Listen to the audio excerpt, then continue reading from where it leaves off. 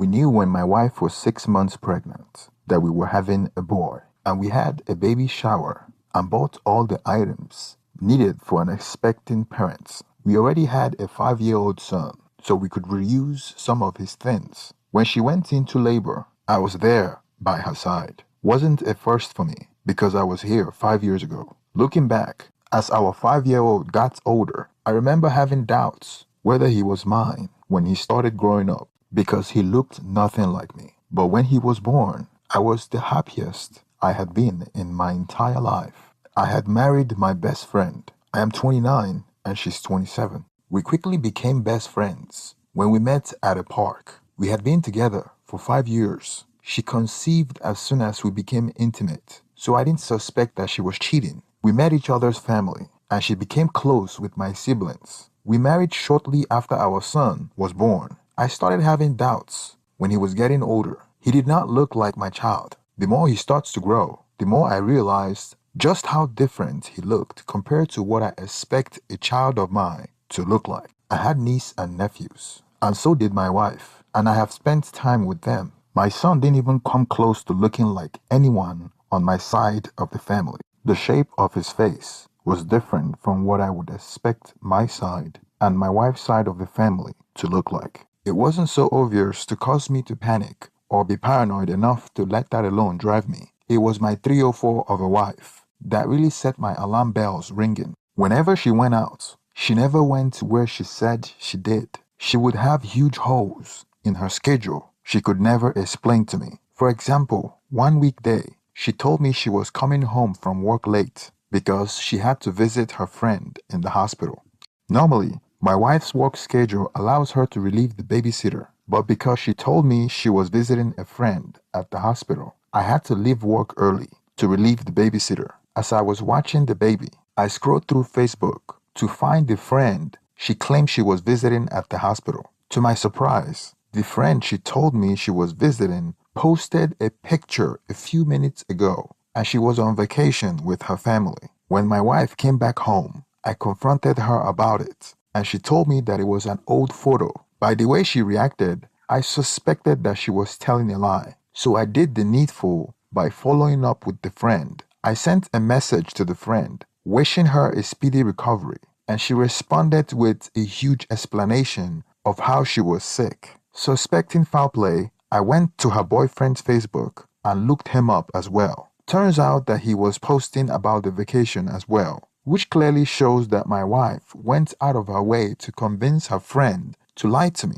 I could go on several similar instances. She refused to allow me to interact with anyone from her workplace, and I suspected she was cheating when a close friend of hers texted me accusing her of flirting with her boyfriend at the time. I confronted her and she claimed that she had a falling out and she's trying to destroy her marriage. I took it with a grain of salt and never completely believed her. At some point, her lies started catching up to her soon after we got married. Still though, I loved her like a fool I was. She told me up and down how much she loved me whenever her lies caught up with her. When I catch her in her web of lies, she would try to guilt me by saying that I was too controlling, judgmental, and I was smothering her. So when she got pregnant, I thought it would be a fresh start. I thought we would hit the reset button. Here I was in the labor room, waiting for what I thought was my second biological son, comforting my so-called wife in the presence of the medical staff who were preparing for the impending delivery. She was in so much pain, saying that it was my fault that she was going through all this pain.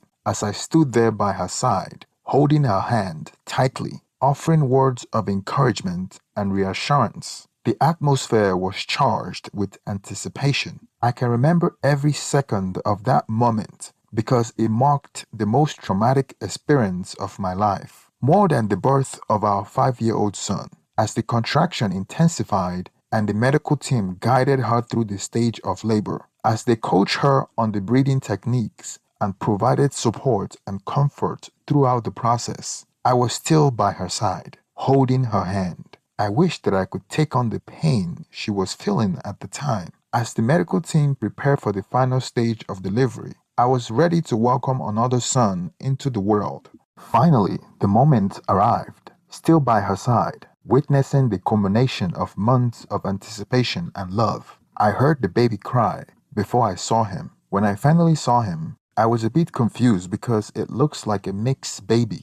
All the medical staff, except for the doctor, acted like everything was normal. If it wasn't for the look the doctor gave me, I would have thought that I was dreaming. The doctor gave me this look, as if to confirm what my race was, before he recomposed himself. It was glaringly obvious the race of the baby's father. At this moment, it felt like my soul left my body, as if I was frozen, as everyone acted like my wife then just gave birth to a mixed baby. I could feel the grip of her fingers around my palm getting tighter and tighter as I felt my world closing in on me. It wasn't until after the medical team left the room that I regained control of myself. I wanted to confront her, but she was too tired and feeling sleepy. I walked out of the hospital and never came back. Her family helped her and the baby back to the house because I refused to help her, and I wasn't hanging around to sign the birth certificate. Now, her side of the family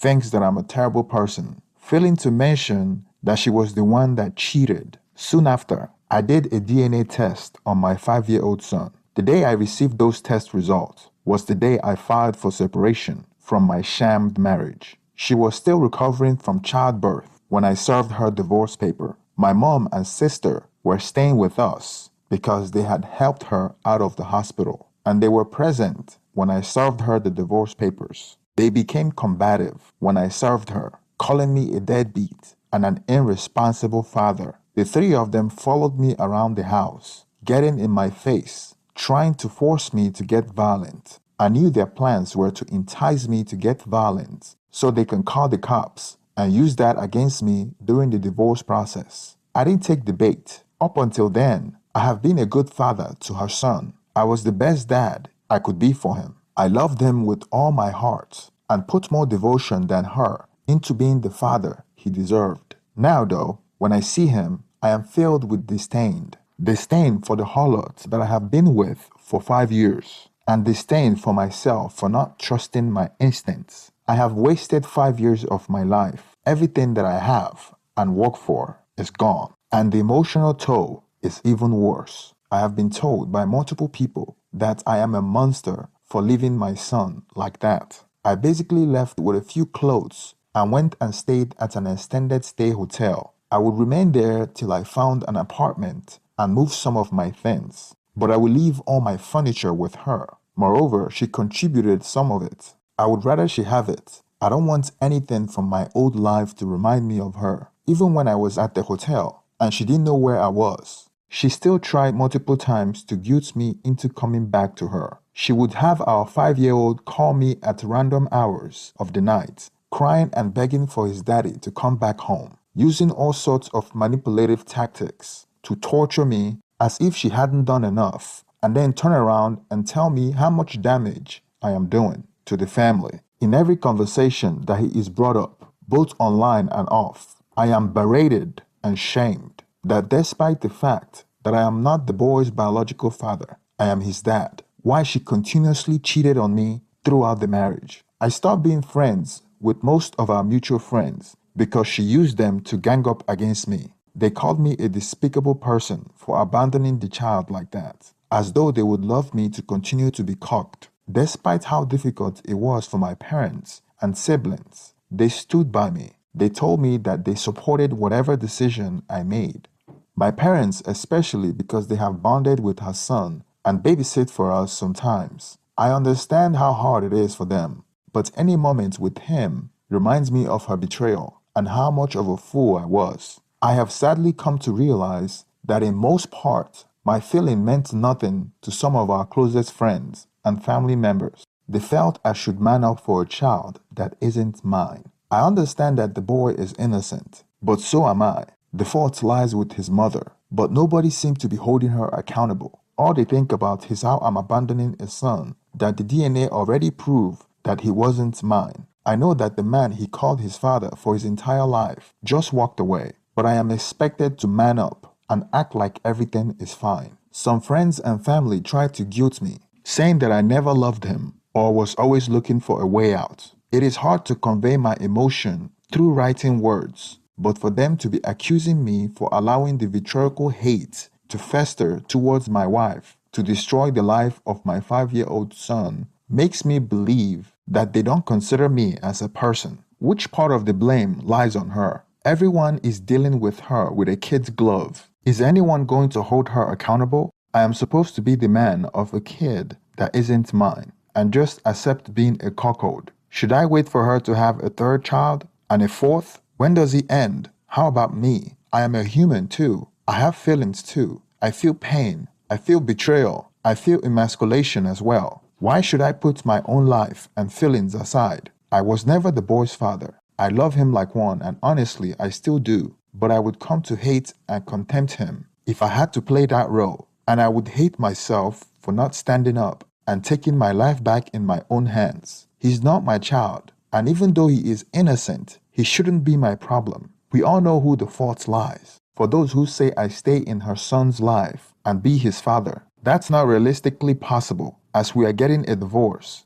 and I am getting a disestablishment of paternity. You seem to be forgetting that I have been cheated on, lied to, and used by a vile self-centered harlot who has now caught her children up in her lies and deceit. He is a casualty of her action and blameless. However, it can never change the fact of the harsh reality we find ourselves in. I don't hate him. I feel so sad when I think about how he feels. But all I see when I look at him is the 5 years of my life I was lied to, 5 years of my life I was used, and 5 years of built-up doubts and frustration with a woman who used me. There's no putting aside my hatred to try to be in his life, because the life I lived with him was nothing but a facade created by his mother. This is the harsh reality I find myself dealing with, and I simply cannot in good faith put myself or him through it anymore. She knows who the father is, so why isn't everyone going after her to search for him? Has everyone gone insane? This is not easy for me. I can't explain to him why I'm currently filing for a disestablishment of paternity, because she would have me paying child support as a way to continue to be part of his life. I don't know why she doesn't want to look for his real father. She already told me that she would fight the divorce and would put me on child support. She's putting in more work, fighting me to stay in the marriage than she did when she was married. All she had to do was give me exclusivity, and she couldn't even pull that off. Now it's my fault? Now she's claiming I abused her all throughout the marriage. I told her that since I was abusive, then she should do everything she can to keep her children away from me. But no, she wants me to be in his life. My lawyer said that I have a good chance of not paying child support, as he has seen similar cases in my state. But there is a chance that it doesn't go my way. I don't know. My biggest concern is not money. If it is, I would gladly pay for it, because I still love him. But I don't want his mother to use him against me. It's time for me to move on with my life and start afresh. I have made a colossal mistake, and the time and trauma is something that I could never get back. Well, that's a very sad story.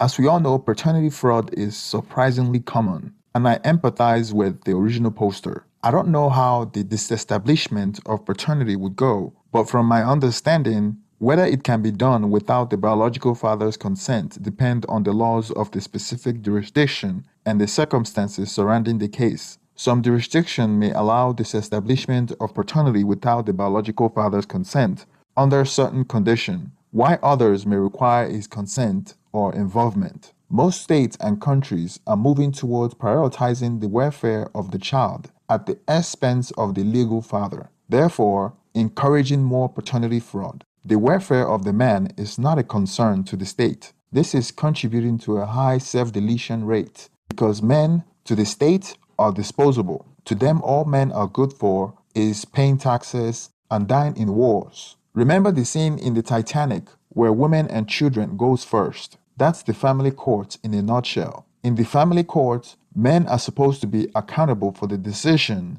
that they had no part in. I remember a few years ago I heard on the news that paternity tests were banned in France 15 years ago. If French custom intercept DNA samples or results in the mail, the perpetrator in theory risks up to a year in prison and a 15,000 euro in fine. The French Council of State upheld the law, saying it did not want, and I quote, to upset the French regime of filiation, close quote, and that the intent of the law was to preserve, and I quote, the peace of the families. Now, how can there be peace in the family when the wife is busy getting tag teamed by other men? That's a dystopian society that wants men to accept being cocked. And I don't think any man should unwillingly raise a child that is not his, just like the wife had the choice to cheat. The husband should have the choice to leave if the child is not his. Please let me know what you think about this story. Make sure you like and subscribe. Thank you and have a wonderful day.